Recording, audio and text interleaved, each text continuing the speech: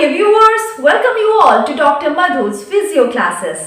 आज के वीडियो में मैं आपसे बात करने वाली हूँ about the descending pain suppression system or the descending pain modulation system. In other words, इसे endogenous opioid mechanism भी कहा जाता है.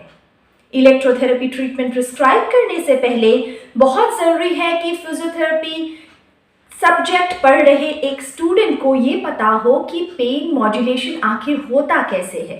जब हमारे पेशेंट्स हमारे पास आते हैं और हम उन्हें इलेक्ट्रोथेरेपी मोडालिटीज़ और कुछ मैनुअल थेरेपी और एक्सरसाइज थेरेपी टेक्निक से ट्रीट करते हैं, बहुत सारे टेक्निक के पीछे रैशनल होता है ये पेन मॉड्यूलेशन सिस्टम का. और इस बारे में मैंने अपने पिछले वीडियो में भी आपसे बात की थी कि गेट कंट्रोल मैकेनिज्म या पेन गेट थियरी किस तरीके से काम करता है. आज हम बात करेंगे इसी तरीके के एक दूसरे मैकेनिज्म के बारे में, और इस वीडियो को देखने के बाद आपको ये दोनों तरीके, पेन गेट मैकेनिज्म हो या चाहे ये डिसेंडिंग पेन सप्रेशन सिस्टम हो, इस बारे में एक क्लियर कट कंसेप्ट मिल जाएगा. पहली बात तो ये है कि ये जो पेन कंट्रोल मैकेनिज्म है ये एक काफ़ी कॉम्प्लेक्स प्रोसेस है और यूजुअली हमारे शरीर में, मानव शरीर में ये 4 लेवल्स में काम करता है. लेवल 1 होता है एट द पेरिफेरी.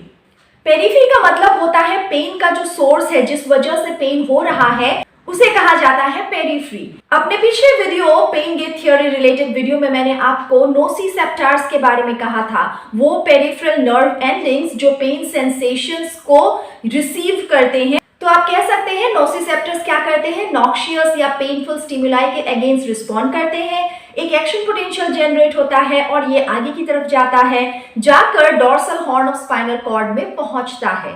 और ये सब कुछ होता है through A delta and C fibres.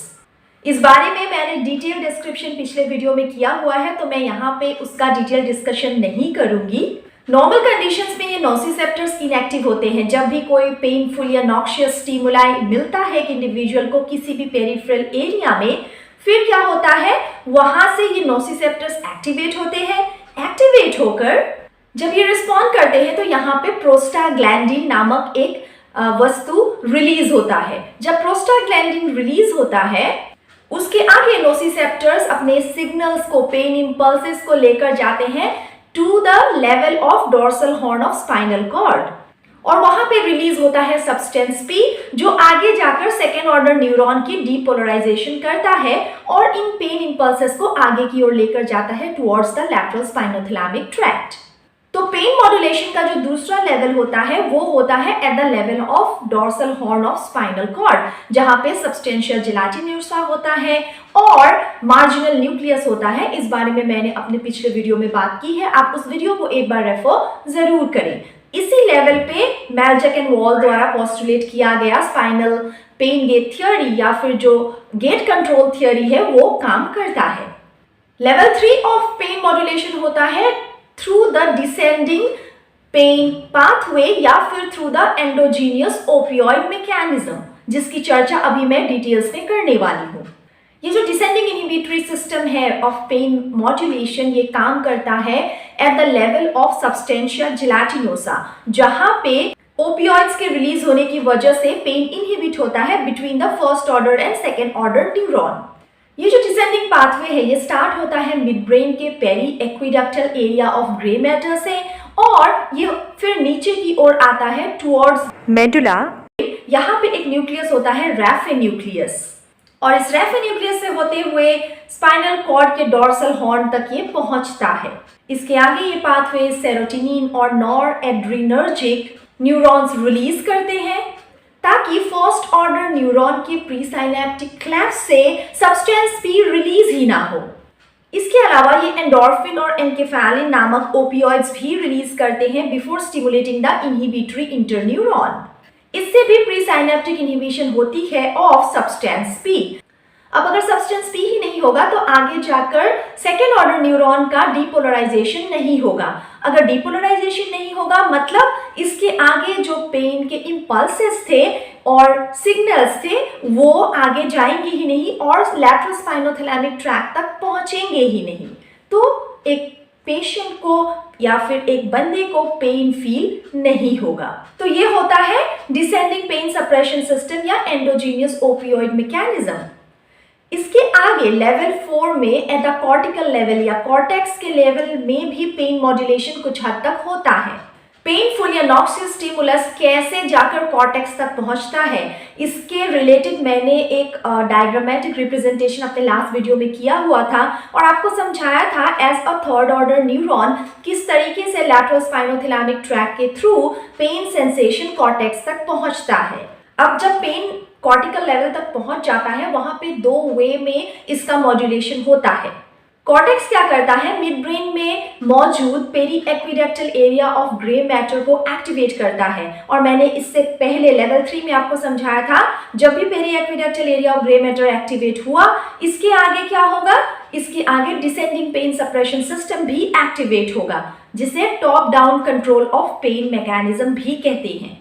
और इससे आगे जाकर एंडोजीनियस ओपियोइड्स रिलीज होंगे और जाकर फिर आपका सब्सटेंस पी प्रीसाइनेप्टिक क्लेफ्ट में ही रुक जाएगा, वो आगे नहीं जाएगा, डीपोलराइजेशन नहीं होगा because of inhibition of substance P, और इसकी वजह से पेन फिर आगे की तरफ नहीं जाएगा या पेन परसेप्शन और ज्यादा नहीं होगा। दूसरा मैकेनिज्म होता है एक इंटरैक्शन की वजह से, because of an interaction between the cerebral cortex, limbic forebrain areas and basal ganglia.